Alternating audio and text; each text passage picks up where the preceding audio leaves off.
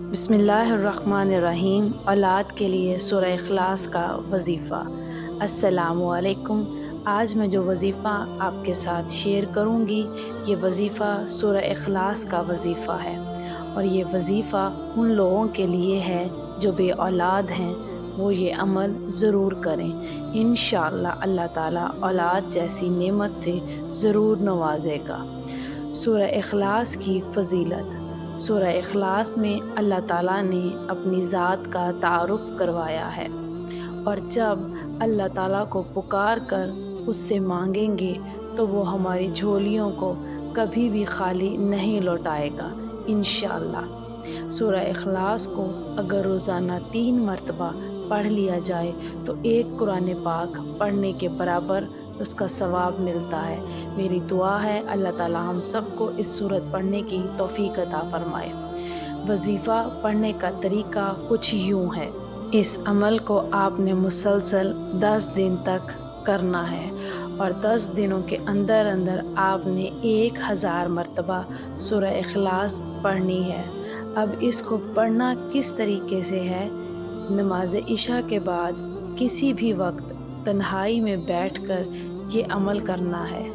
ये आपकी मर्ज़ी है कि एक दिन में आपने सूरह इखलास को कितनी मरतबा पढ़ना है, मगर 1000 की तादाद को आपने पूरे 10 दिनों तक मुकम्मल करना है, और फिर अल्लाह ताला से नेक औलाद की दुआ मांगनी है।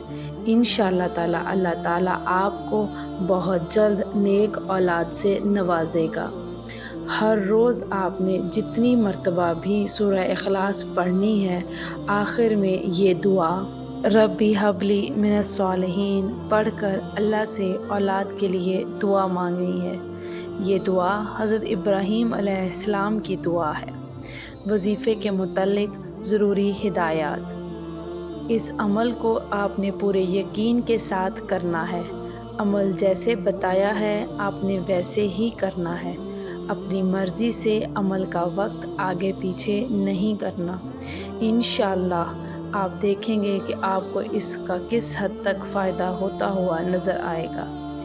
ये एक बहुत ही मुजर्रब और ताकतवर अमल है। अमल के दौरान आपने किसी से किसी भी किस्म की कोई गुफ्तगू नहीं करनी।